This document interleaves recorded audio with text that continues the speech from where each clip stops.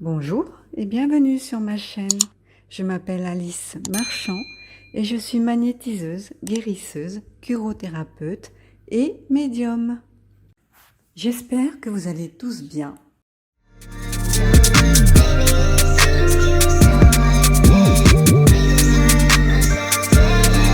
La réforme ne date pas d'hier. C'est Jacques Chirac qui l'a engagée en 2007, à la fin de son mandat.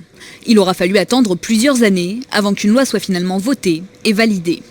C'est important qu'il puisse y avoir un système de respiration démocratique qui, en cas extrême, permet de dire au président de la République vous ne pouvez pas continuer parce que vous avez commis une faute suffisamment grave. Une autre procédure de destitution existait déjà, mais cette réforme apporte plusieurs différences. Elle ne parle plus de haute trahison et utilise une formule plus large. Le président peut désormais être destitué si l'on constate un manquement à ses devoirs, manifestement incompatible avec l'exercice de son mandat.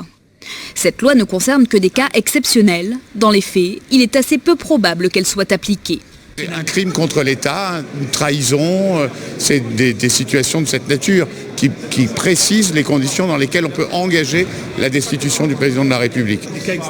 Oui, vraiment extrême.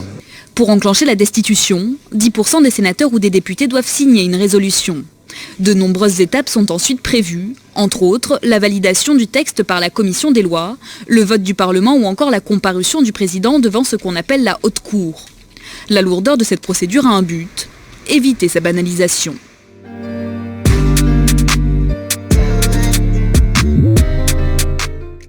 Bonjour à tous, alors la question est sur toutes les lèvres. Peut-on se débarrasser, et si oui, comment, de ce sinistre président de la République, de Vulcain, qui vient pourrir la vie de tout le monde et de son gouvernement de cynique?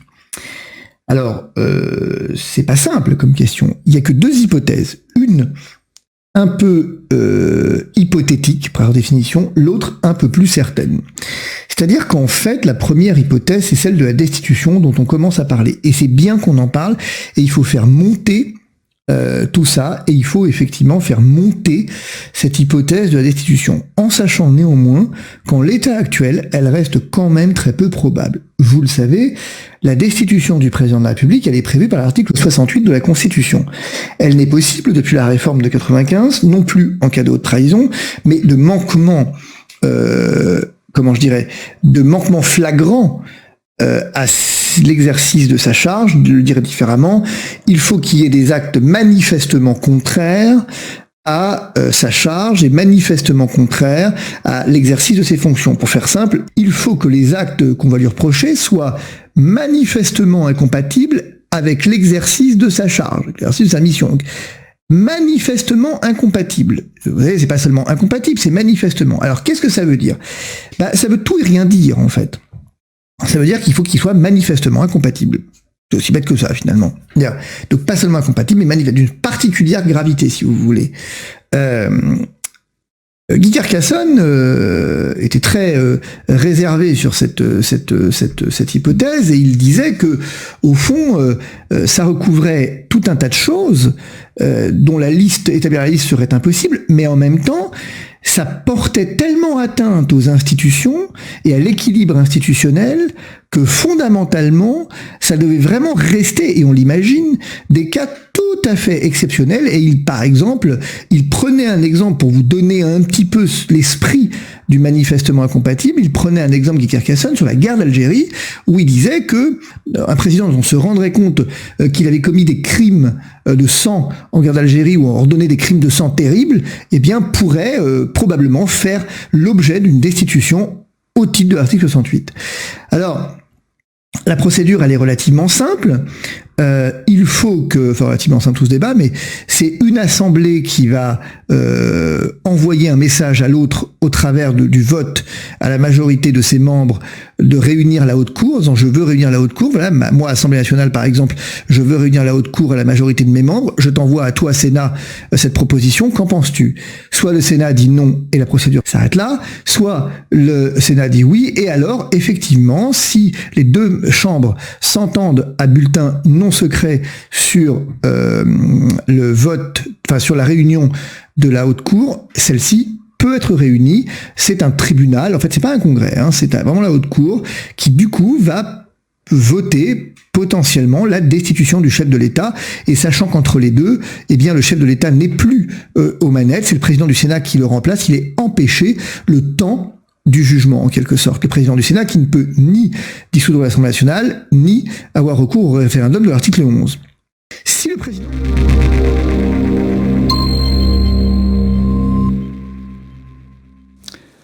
Mes chers compatriotes, je voudrais vous parler aujourd'hui d'un sujet grave qui est celui dont nous avons déjà parlé plusieurs fois, qui est le lancement de la procédure de destitution de Macron, du président de la République, par le lancement de la procédure prévue à l'article 68 de la Constitution.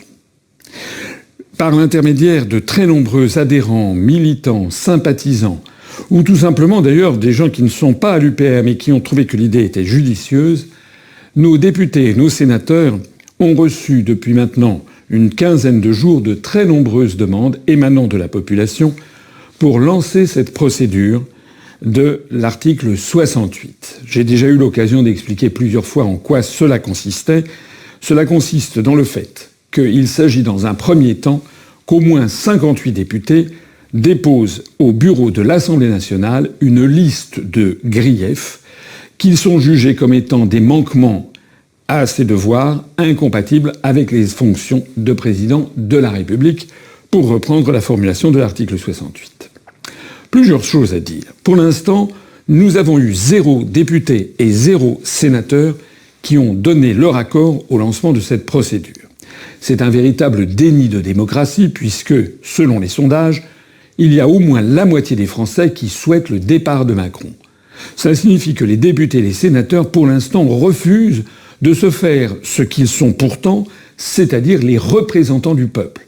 En fait, ils jugent par eux-mêmes sans tenir compte de ce que leur demandent leurs administrés. Un voyage en absurdie que je fais lorsque je m'ennuie. J'ai imaginé sans complexe qu'un beau jour on vendait notre président à l'étranger. Ben oui, il n'y a pas de raison. Faut être compétitif, mondialisé, leader du commerce international, roi de l'export. Et qui peut mieux que tout autre se sacrifier pour l'intérêt national, sinon le plus illustre des nôtres. En plus, entre nous, si on parvient à le refourguer à notre peuple par le seul effet de notre bagou, ben on pourra réutiliser le savoir-faire ainsi acquis pour vendre un max de rafales, atteindre le plein emploi, etc., etc. Mais bon, il y a un gros problème. Vers quel pays allons-nous pouvoir exporter notre bien-aimé ? Alors, je dis, comme titre au moins improvisant de cette vidéo, des députés d'opposition parlent de destitution parce que je l'ai vu sur leur Twitter. J'ai vu un député de LFI parler explicitement de destitution. J'ai vu un député du Rassemblement national mettre le mot destitution dans un tweet. Là, en quelques jours, cette semaine, eh bien, c'est nouveau, les amis. Alors, vous savez, moi, la destitution, comme piste, avant les législatives de juin, je vous l'avais expliqué, il ne servait à rien de perdre même une seconde là-dessus, ça n'avait aucune chance d'aboutir puisque les macronistes avaient la majorité absolue à l'Assemblée. Or, il faut les 2 tiers à l'Assemblée, plus les 2 tiers au Sénat. 2 tiers au Sénat d'opposition, on les a déjà. Après, il faut qu'ils acceptent de voter la destitution. C'est autre chose. Mais les 2 tiers à l'Assemblée, on en était objectivement incroyablement loin. Là, on les a toujours pas, mais il manque 51 députés. J'ai fait un compte précis dans une vidéo sur cette chaîne, si vous ne l'avez pas encore vu, il y a 2 semaines, je crois. Donc, il faut les travailler au corps. Il faut que cette idée s'impose dans l'opinion publique, c'est pour ça qu'on la crie aussi dans les rues. Dans cette vidéo, vous allez voir des images de la manifestation qui n'a pas existé, selon LCI. C'est informé de cette affaire incroyable où ce 5 septembre, au soir, LCI a fait un reportage pour dire que la télévision russe mentait en montrant les images, pourtant véridiques, les vidéos d'une manifestation à Paris ce 3 septembre qui n'a pas eu lieu. Bon, si elle a eu lieu, nous l'avons organisée, il y avait des dizaines et des dizaines de milliers de personnes. Oui, les médias n'ont pas voulu venir, les grands médias, bravo aux médias indépendants en revanche qui l'ont couverte largement, qui étaient là. Et pourtant ils étaient informés. Alors on a saisi non seulement la direction de LCI qui doit faire un rectificatif, on verra bien. On a saisi l'ARCOM qui est le nouveau nom du CSA. J'ai écrit au président de l'ARCOM évidemment sur cette affaire-là parce que ça suffit. Voilà, d'autant qu'on partait de Place de la Bourse à Paris et le hasard fait que c'est justement là où se trouvent les bureaux de l'agence France Presse, de l'AFP. On était sous leur nez, on les a vus d'ailleurs aux fenêtres. mais ils n'ont pas fait de dépêche, alors que c'est leur boulot, faire des dépêches, surtout quand il y a des événements populaires quand même aussi massifs dans l'actualité, organisés par un mouvement politique, manifestations déclarées, enfin bref, il y avait toutes les raisons de couvrir. Mais finalement, cette désinformation par ici a donné un regain de couverture et publicité pour ces manifestations et surtout ce qu'elles portaient comme revendication. Et vous allez voir cela, et notamment mon discours et la foule et les intervenants dans l'unité ont demandé la fin des sanctions, la liberté, la souveraineté, le Frexit, la sortie de l'OTAN, la paix, la vérité, le non-rationnement énergétique, aux pénuries organisées. Vous allez voir tout cela mis au retour d'un quelconque passe, bien évidemment. Je suis très fier qu'on l'ait organisé. Ce qui se passe témoigne des biais idéologiques incroyables dans les grands médias français aujourd'hui. C'est terrible, on ne couvre pas ce qui dérange. Et surtout quand on appelle à la destitution de Macron, ce que nous avons crié dans les rues de Paris ce 3 septembre, vous allez voir. Et moi, je vais vous présenter tout cela. Allez au bon reportage et vive la France. Macron dehors, Macron dégage, Macron destitution.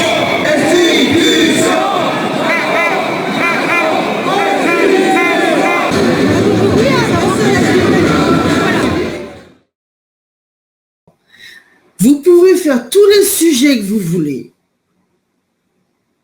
La totalité des pans de la vie de ce pays et de sa population est sous la botte malfaisante, nuisible, corrompue et pédocriminelle des Macron.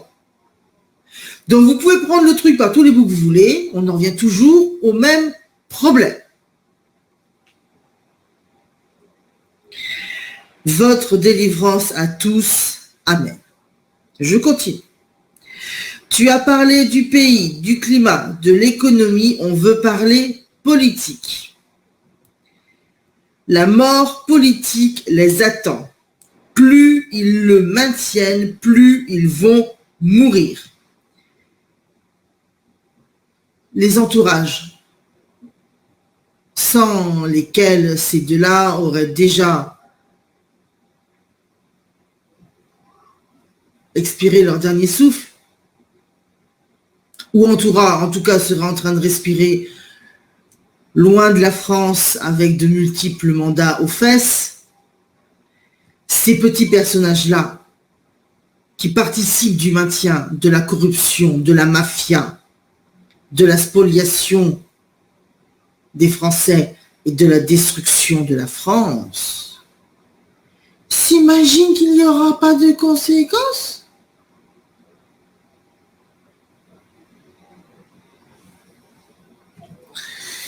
Donc, évidemment, s'ils espèrent rester en vie, éventuellement avoir un avenir dans ce pays, il est de la dernière urgence qu'ils aident cette fois la France. Croire que les gens ne savent pas, c'est stupide. Bonjour à tous et bienvenue sur notre chaîne YouTube, la chaîne de Ligne Droite. Je vous invite à vous abonner à cette chaîne, à aimer, à partager, à commenter ces vidéos. C'est très important pour notre référencement et c'est une manière de nous soutenir. Merci à vous tous. Bonjour Alain Aupert. Bonjour. Vous êtes sénateur de la Côte d'Or, membre de la Commission des Affaires étrangères et de la Défense et membre du bureau politique des Républicains. Et vous avez publié cette tribune dans Valeurs Actuelles il y a 2 jours. Sommes-nous gouvernés par des irresponsables? Et vous revenez sur plusieurs sujets, hôpital, sécurité, emploi, crise énergétique. Face à cet État incapable d'assumer ses manquements et ses erreurs, vous sonnez la charge. Alors, pourquoi d'abord cette tribune aujourd'hui, Alain Aupert, plus qu'il y a 2 ou 3 mois? C'est juste un ras-le-bol? Le chapeau de la tribune a été créé par Valeurs Actuelles parce que ma tribune s'appelait ni coupable ni responsable, qui nous renvoie dans le temps sur des grands scandales. Vous savez, le scandale du sang contaminé. Et c'est un ras-le-bol, mais c'est surtout, on peut pas m'accuser d'inconstance dans mes propos. Constance de mes propos.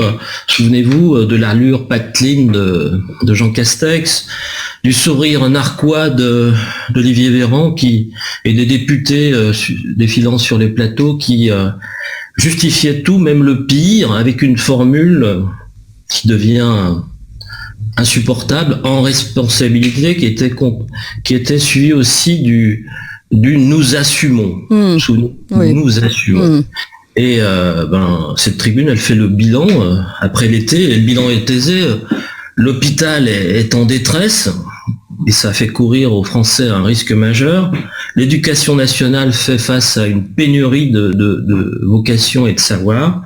Les policiers doivent s'opposer à une délinquance de plus en plus présente. Les pompiers doivent être les acteurs de la lutte contre les aléas climatiques sans les moyens adaptés. Les ménages français, pour les ménages français, la crise énergétique est une inconnue qui met en péril le pouvoir d'achat. L'inflation bat des records, la dette est au plus haut, le commerce extérieur plonge de quelques dizaines de milliards. La seule chose positive, c'est que l'Europe a uniformisé les chargeurs d'iPhone. C'est bien vrai. Donc on est dans une aporie politique, on a l'impression d'être gouverné par des rois ubus. Quand le président de la République parle de guerre, nous sommes en guerre contre l'Ukraine. Est-ce que c'est la guerre contre l'Ukraine qui a créé l'inflation? Est-ce que c'est la guerre contre l'Ukraine qui a détruit l'hôpital? Est-ce que c'est la guerre contre l'Ukraine qui a rendu les entreprises dans cette... on accuse les entreprises de ne pas faire d'efforts quand les véhicules ministériels tournent à vide dans la cour de Matignon. Ça fait 77 ans que l'Europe a été créée après cette deuxième guerre mondiale, 77 ans que nous sommes en paix, et maintenant on nous parle de guerre. Une guerre qui est... nous sommes manipulés par... j'ai le sentiment que nous sommes manipulés par des idées atlantistes, manipulés par les États-Unis qui...